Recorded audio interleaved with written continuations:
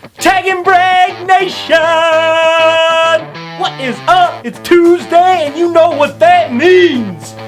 We are in Cleveland today, and it is a good day to be a Clevelander because we got the Cavs coming back home for a Game 5 against the Chicago Bulls. You see, if you don't live in Cleveland, if you're not from Cleveland, you don't understand that this city is starving for a championship. Baby. Game 5 tonight. We are super pumped. That's why Cavs gear, Cavs jersey in the office today. Otherwise, you might as well just go home, call it a sick day. If you're not jacked up about Game 5 tonight, then leave. Gotta win tonight. We're at home. We can't go back to Chicago 3-2. We need to win in 6. We need to win in 6. We don't want to win in 7. Cut them down in 6. Let's get a little break. Let's get a little rest for our boys. Move on to the conference final. We're limping, we're gimping, we got love out. It's brutal. All you need is love. Love. Love is all you need. Love is all you need. In other news, yesterday was a good day for Team Tag and Brag because Dave got a bird. Sha la la la la la la la. Dave got a bird. I got a bird. Sha la la la la la la. I got a bird. He got a bird. Got him, cut him down right before the storm. I literally, wait till you guys see the footage. It's insane. Me carrying this bird out. I am literally soaked because as soon as I got to the bird, it was pouring. It was nuts. I was literally, I don't even know why I went in there. I didn't know it was going to storm yesterday afternoon. I went in and checked the weather when I got into the blind, and I just saw a wall coming. And I all of a sudden it started thundering, lightning, and I'm like, I gotta get out of here. This is stupid. I look up. Little tent blind is not enough shelter for that. I looked up, and here comes old Tommy Guns. Coming back to roost. Coming back to roost, and he was coming right to you, boy. I actually had him going nuts in the morning out of his roost, and he just wouldn't come in, like, wouldn't my sweet ass call. You gotta work on that. The yelps just weren't striking him up. Yep. Wasn't tempting enough. But hey, came back in the day last night and BAM! We got her done. Pow! Pow! Right in the kisser. Pow! Literally. Right in the kisser. Pow! Right in the kisser. Pow! Right in the kisser. Pow! In the kisser. Pow! Pow! Double in the kisser. Done! Cut him down. Then we're gonna give away a little extra something special today. You will see that at the end of the show. But for now, Dino, you know what your job is. Lead it off, bad boy. First question comes in. Logan Bradley, Instagram. Honestly, how many times have you scared animals away from messing around making videos and Snapchats? Well, Logan, to our knowledge, I mean, we're super sly in the stands, so, and in the woods anyway, so I mean, like, most of the time, yeah, do it again. Most of the time, I don't think we scare anything to our knowledge. I mean, yeah, sometimes they see you before you see them, and maybe you never saw them. There's a very, very good chance that we've scared multiple things while making videos. No, or we're doing focused Snapchats. on the phone or whatever. We're not looking around. I mean, so who knows? You know. I mean, we're entertainers at heart. So it's at the just like, same time, I think we're pretty good about picking our opportunities to do that. Like, it's not like it's prime time. Yeah. Sun's coming up, you know, it's usually like, let's make it stupid. We've been in the stand for 4 hours and nothing is going on. And that's just kind of like the energy that's been bottled up for hours on hours. And a lot of it, we're just trying to entertain ourselves, really. Yeah, exactly. Exactly. It turns into magic, baby. Cody Lewis from Facebook. What is your favorite clothing brand, hunting and casual? Oh, hunting and casual. Like, casual, I'm a Nike guy. I'm a comfortable guy. I like to be comfortable. Oh, if you could be in a full, like, Nike jumpsuit, comfortable. All day, every day. Looking athletic. Yeah. I mean, there's nothing better than that. No, I would do that too. As far as hunting goes, I mean, I have so many different brands of clothing. I think I wear, when I'm in the woods, I think I literally touch every different brand of clothing. Close to it. While I'm suited up. I like undergarments, Under Armour for sure. You know. They make a quality apparel. Soft, quiet, and very, very warm. And they allow you to, I mean, really, you can wear less layers with that. Some of that stuff. Right. I don't know. They got that cold gear that's just. And our suits, I mean. Another pair of skin. Our suits, we've just recently changed over to Badlands gear. For the most part. Where you at, Blake? Alrighty, next question. Mountain Lodge Outdoors from Facebook. So you are filming a hunt, and for whatever reason, the deer, turkey, or whatever you're hunting comes in from an angle where you can either adjust the camera and get it on film, or the shooter can adjust and take the shot. Do you get the footage, or do you harvest the animal? We're shooting the animal all day. I was gonna say footage, man. Really? Yeah. Most of the time, I think we figure it out. Yeah, we figured out. And if and the footage honestly, is bad, we're getting them on film. It could be bad. Right. Yeah, we're figuring figuring it out. The other thing, like to prevent that from happening, is second angles. Like our GoPros and stuff that we have in the tree. When an animal's coming in, you know, we're turning those things on right away. If we don't already have one of them running, so the hunt is being captured from some angle at all times, which is the most important part. Whether it's just even if it's just capturing the hunter and the cameraman doing their thing, it's still capturing the moment. So you can still tell that story in some way, shape, or form. We have so many times one of our angles on the tree gets the shot. Gets the shot too. And maybe the primary footage with the camera wasn't like it was shaky. Yeah. This question comes in from Huntmaster. I was wondering who has the badge for the biggest buck taken with a bow in your hunt camp. Huntmaster. What is this, Greg Ritz? Greg Ritz? Is this Larry Wassoon? No, Huntmaster. I think that's Greg Ritz on the Outdoor Channel, no? Huntmaster? Yeah, I think. Who he's referring to is Jim Angie, and Jim Angie shot a buck that we like to call Daggers this past year, and he debadged myself. Daggers. Who is, I reigned the badge for, I don't know, 8 or 9 years, I think, up on the hill. Oh my gosh, for sure. And that was debadged this year by Uncle Jimmy.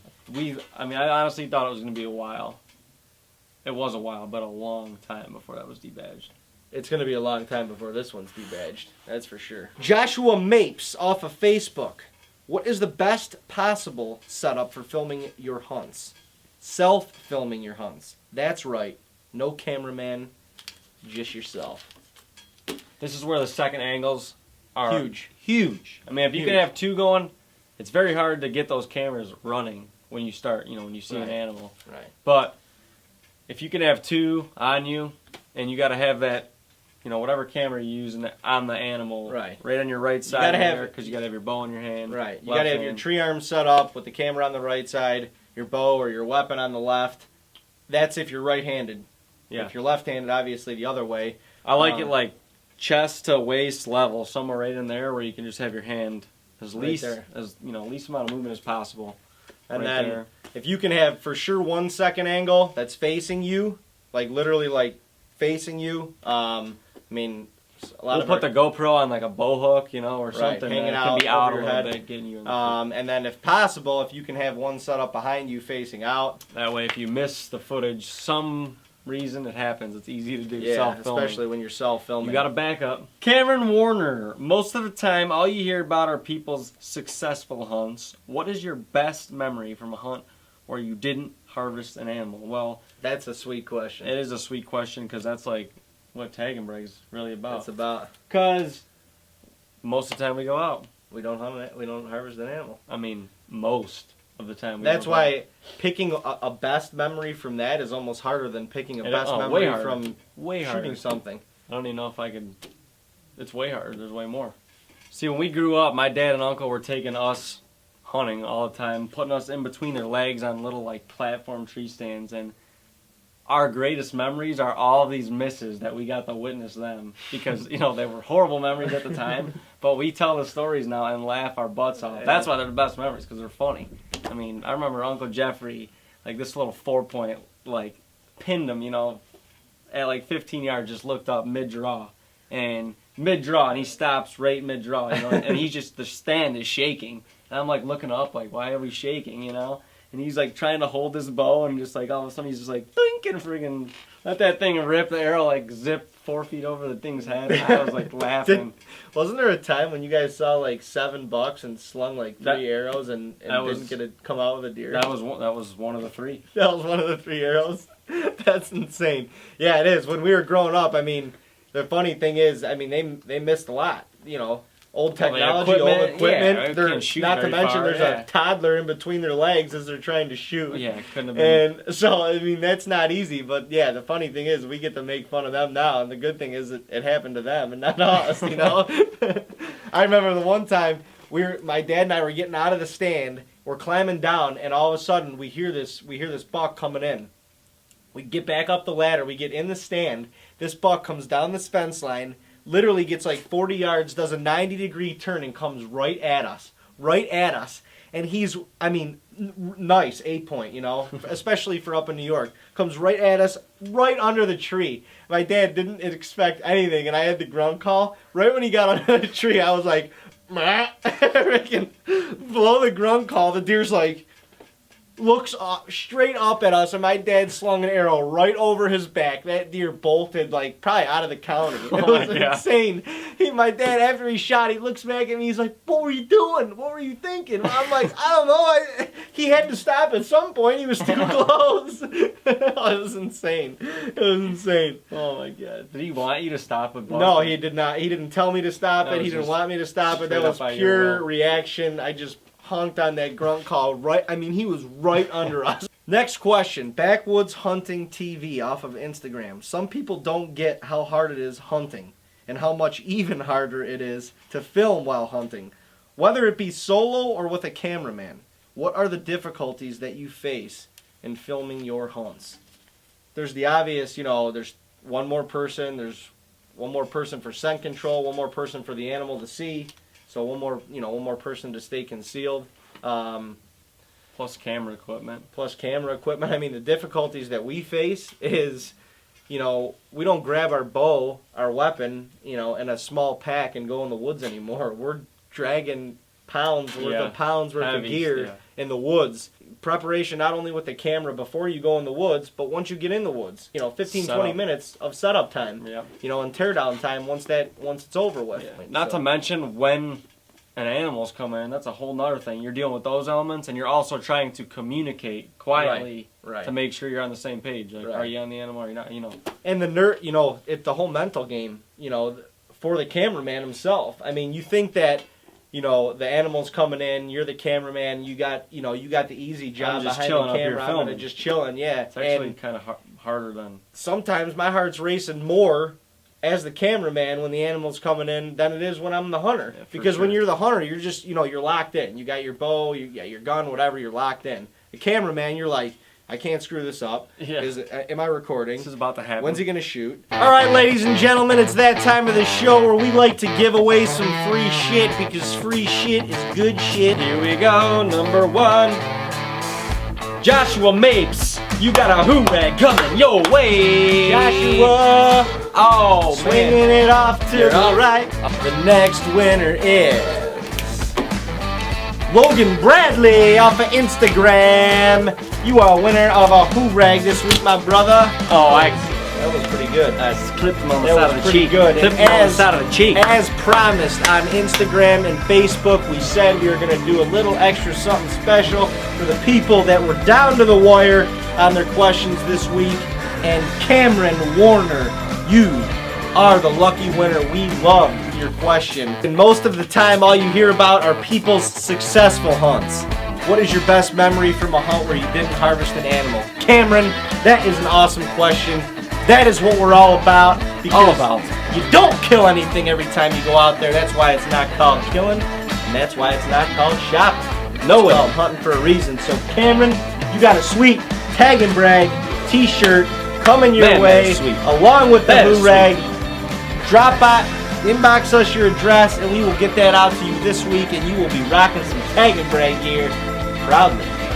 Love that question. It's harder than the opposite. It is. It's harder to pick. Favorite memory of a successful hunt. Exactly. You got more of them. You got more of them. You got to remember those more. Well, Tag and Brag Nation, it's that unfortunate time where we got to let you go for the week, but thank you for tuning in. We so very deeply, greatly, from our inner loins, appreciate it. And we can't thank you enough for tuning in and week out. We will have more gear for you to give away next week. We got some cool stuff coming up. Actually, we might up our ante on the prizes a little bit in the next couple weeks, so stay tuned for that.